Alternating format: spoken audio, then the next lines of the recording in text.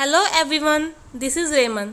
So today we are going to talk about some important tips and tricks that you need to follow in order to get a perfect band score in your IELTS exam or improve your spoken English. So be with me throughout the whole video and watch it till the end. So the first thing is, don't worry about making mistakes because you will make mistakes as a beginner. तो सबसे पहले तो यही बात है कि हमें कभी भी गलतियां करने से डरना नहीं चाहिए। और जब भी हम कोई नई लैंग्वेज सीखते हैं, सबसे पहले हमें यही होता है कि हम कुछ गलत ना बोल दें किसी के सामने या फिर गलत प्रोनाउंसिएशन ना कर दें, जिस वजह से फिर आप लोगों को एम्बैरेसमेंट भी फील होती है। इसलिए सबसे पहले तो यही बात है कि आप मिस्टेक्स करने से डरिए मत। वो आपका नेगेटिव पॉइंट नहीं है, बल्कि वो आपका एक पॉजिटिव पॉइंट है कि आप गलतियों से सीख रहे हैं। इसलिए be confident in yourself. Next, मेरी तरफ से जो सेकंड आपके लिए टिप होगी वो होगी learn how to greet someone properly. कि कोई भी लैंग्वेज सीखने का सबसे मेन टास्क होता है वो होता है ग्रीटिंग। जब भी आप कोई नई लैंग्वेज सीखते हो तो सबसे पहले आपको हाय, हेलो या फिर ग्रीटिंग करना ही आना चाहिए, ताकि आप एक दूसरे से कनेक्ट कर सकें या फिर उस लैंग्वेज के बारे में और जान सकें by talking to the people of that language. So मेरी तरफ से सेकंड टिप यही होगी कि आप सबसे पहले अच्छे से ग्रीटिंग करना सीखिए। Third is talk slowly and carefully, don't rush to your sentences, which means कि आप जब भी अपना आइल्स स्पीकिंग एग्ज़ाम दे रहे हैं या फिर आप नॉर्मली भी किसी से बात कर रहे हैं तो आराम से और ध्यान से बोलना चाहिए। क्योंकि जब भी हम किसी और लैंग्वेज में बात करते हैं और हड़बड़ी में बात करते हैं तो क्या होता है कि मोस्ट प्रोबेबली हम हमारी प्रोनाउंसिएशन को गलत कर देते हैं, जिस वजह से आपका कॉन्फिडेंस थोड़ा सा डिक्रीज़ हो सकता है और जो कि आपके बैंड स्कोर के लिए एक नेगेटिव पॉइंट होगा। इसलिए हमें हमेशा कॉन्फिडेंट रहना चाहिए और आराम से और केयरफुली ही कोई बात करनी चाहिए। So the fourth tip is something connected to the third tip, which is watch out for your pronunciation. Carefully observe how proficient English speakers pronounce words. तो क्या करना है आपको अपनी pronunciation का ध्यान रखना है। और कैसे आप अपनी pronunciation को ठीक कर सकते हैं? by watching, by observing skilled English speakers. और skilled जो English speakers हैं, आप उनको कैसे देख सकते हैं वो मैं आपको बताऊंगी in the next tip. जो मेरी नेक्स्ट टिप है वो मेरी तरफ से सबसे इम्पॉर्टेंट टिप है अगर आप इंग्लिश सीखना चाहते हैं तो। Watch English movies with subtitles.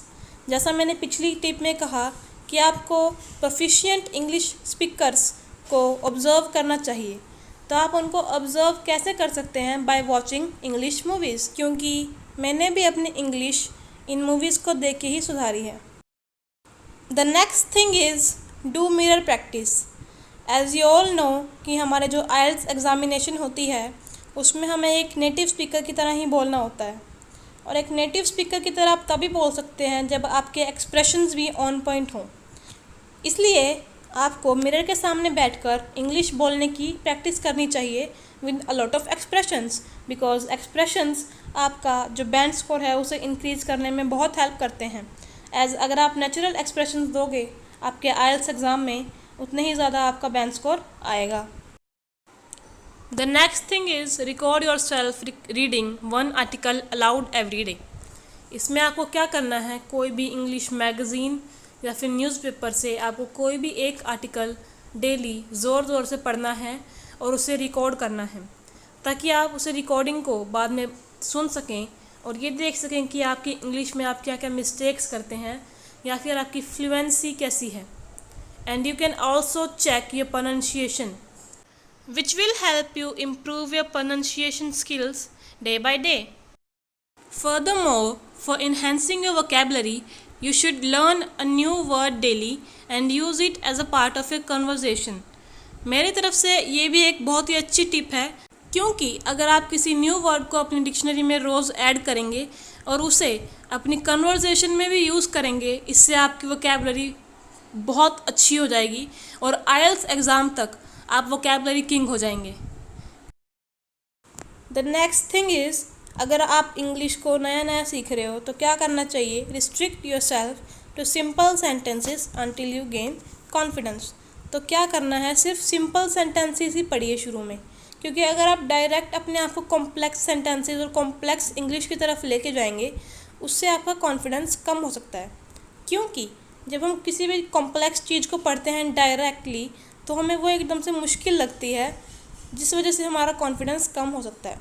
इसलिए सबसे पहले आपको सिंपल सेंटेंसेस से शुरू करना चाहिए, ताकि आप अपने आप को एक पेस में ला सकें, जिसके बाद आप अपने कॉम्प्लेक्स सेंटेंसेस पढ़ना शुरू कर सकते हैं। This tip is also a very important tip.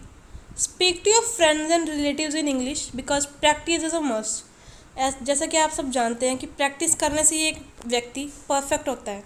तो क्या करें, जो भी आप लैंग्वेज सीखना चाहते हैं, अगर वो इंग्लिश है तो आप इंग्लिश में ही अपने रिलेटिव्स और फ्रेंड्स से बात करें, ताकि आप उस लैंग्वेज को अच्छे से बोल पाएँ ईजिली, फ्लुएंटली।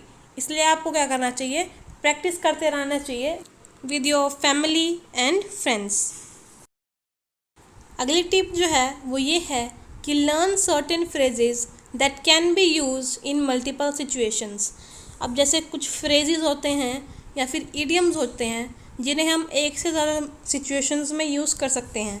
तो इन टाइप के फ्रेजेस और इडियम्स को याद कर लेना चाहिए, क्योंकि एक इडियम या फ्रेज़ याद करने से आप बहुत ज़्यादा सेंटेंसेस फॉर्म कर सकते हैं, जिससे आप अपनी जो मन की बात है उसे लोगों तक पहुंचा सकते हैं just by saying a few words.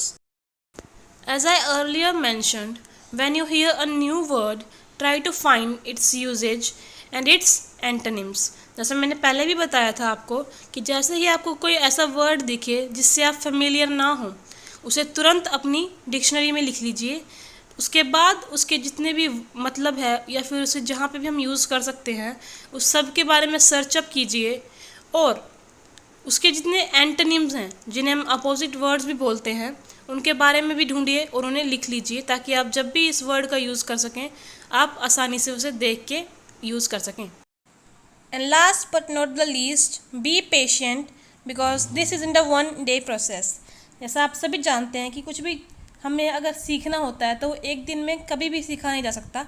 इसलिए आप धैर्य रखिए और अपने आप पे भरोसा रखिए, क्योंकि एक दिन ऐसा आएगा जिस दिन आप जो भी सीखना चाहते हैं वो सीख चुके होंगे और आपको अपने आप पे प्राउड होगा। So that's it for today's video. Let's talk about some more important things in the upcoming videos. Thanks for watching the full video and like, share and comment.